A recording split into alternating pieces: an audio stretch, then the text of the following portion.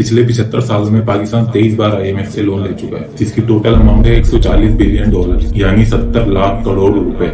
जी हाँ, ये इम्पॉसिबल सी रकम वाकई में एग्जिस्ट करती है, जो कि हमारे पॉलिटिशियंस अब तक IMF से कर्जा लेकर खा चुके हैं, जिसमें से 15% डिक्टेटर्स ने, 9% PTI, 32% पाकिस्तान मुस्लिम लीग नून ने और सबसे ज्यादा 44% पाकिस्तान पीपल्स पार्टी ने लिए। ये इतना पैसा है कि अगर पूरे पाकिस्तान को इसके लोगों समेत बेच भी दिया जाए तब भी ये कर्जा उतारा नहीं जा सकता। ये इतना पैसा है कि पाकिस्तान की पूरी जमीन पर 100 वाले नोट्स बिछा दिए जाएं तो जमीन खत्म हो जाए, लेकिन ये पैसा पूरा ना हो। लेकिन अफसोस, ये सारा पैसा सिर्फ चंद लोगों के स्विस अकाउंट्स में ब्लैक मनी बन के पड़ा हुआ है और एक आम पाकिस्तानी अपनी मंथली इनकम का 30% हिस्सा इन्फ्लेशन और बाकी का 70% महंगी बिजली और पेट्रोल खरीदने में खर्च कर देता है। अब आप सोचेंगे कि जब इतना पैसा लूट ही लिया है तो और महंगाई करने की क्या जरूरत है, लेकिन मेरे दोस्तों, महंगाई गवर्नमेंट नहीं बल्कि कोई और करता है। आए समझें।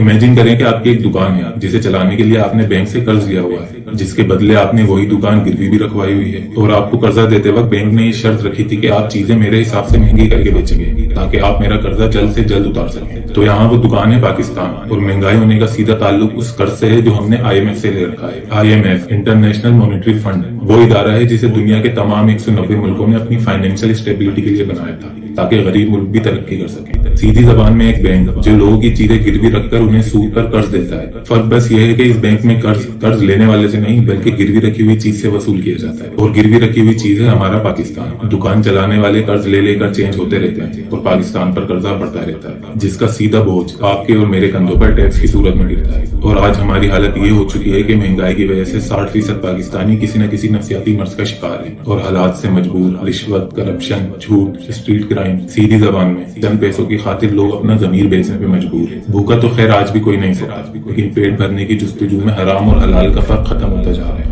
लेकिन जिनका पूरा मुल्क ही सूद पर चल रहा हो, उनका हलाल और हराम से क्या लेना देना। लेकिन फिर भी इस सूद पर चलने वाले मुल्क को हम इस्लामी जरूर कहते हैं, जहाँ एक पंक्चर वाले से लेकर एक वजीर आजम तक सबके सब चोर हैं। लेकिन आपको 14 अगस्त पर बेजिज लगाए टीवी एंकर, सड़कों और कायदे आजम के मजार पर झंडा लहराते कुछ मुनाफिक लोग जरूर देखने को मिले, जो बाकी के 364 दिन इसी झंडे को अपने पैरों के नीचे रोनते हुए नजर आते हैं। इंडिया से मुकाबला करना तो दूर, 1971 में हमसे आजादी लेने वाला बांग्लादेश भी हमसे बहुत आगे निकल चुका है। उनकी करेंसी का एक बांग्लादेशी टका आज पाकिस्तानी 3 रुपए के बराबर है। हम लिटरेसी रेट में दुनिया के 190 मुल्कों में 172वें नंबर पे आते हैं, यानी सूडान और नाइजीरिया जैसी कंट्रीज से भी पीछे। अब मैं खुसूसी तौर पर government officer, police department, army और रेंजर्स के एहलकारों से मुखातिब हूं। अगर आप में से किसी तक भी मेरी आवाज पहुंच रही है तो अब जो मैं कहने जा रहा हूँ उसे बहुत गौर से सुनिएगा। ये वो अल्फाज हैं जिन पर आपके बच्चों की सांसें टिकी है। डेमोक्रेसी यानी जमहूरियत सिर्फ उन मुल्कों में कामयाब होती है जहाँ पढ़े लिखे बाशऊर लोग हैं। 80% पाकिस्तानियों को तो जमहूरियत का मतलब तक नहीं पता, शायद आप भी उनमें शामिल हैं। तो गवर्नमेंट चाहे किसी की भी आ जाए, डेमोक्रेसी के रहते कोई पॉलिटिकल पार्टी ये कर्जा उतार ही नहीं सकती, बल्कि उल्टा उनको इस मुल्क को चलाने के लिए और कर्जा लेना पड़ेगा, जिससे हम और भी गहराई में धंसते चले जाएंगे और एक दिन पाकिस्तान ही बिक जाएगा। हमारे पास बस अब सिर्फ एक उम्मीद है और वो है इस्लाम। सिर्फ इस्लाम ही इस मुल्क में इनकलाब ला सकता है। आपको हो सकता है सुनकर बुरा लगे, लेकिन हम मुस्लिम नहीं, नीम मुस्लिम हैं, और नीम मुस्लिम इस्लाम के लिए काफिर से भी ज्यादा खतरनाक होता है। खिलाफत का डंडा और सख्त शरई कानून ही हम पर लगाम लगा सकते हैं, वरना डेमोक्रेसी तो हम बेमान लोगों के घर की लौंडी है, और ये गलत हाथों में आ जाए तो क्या होता है उसकी मिसाल इस पूरी दुनिया में पाकिस्तान से बेहतर और कोई हो ही नहीं सकती।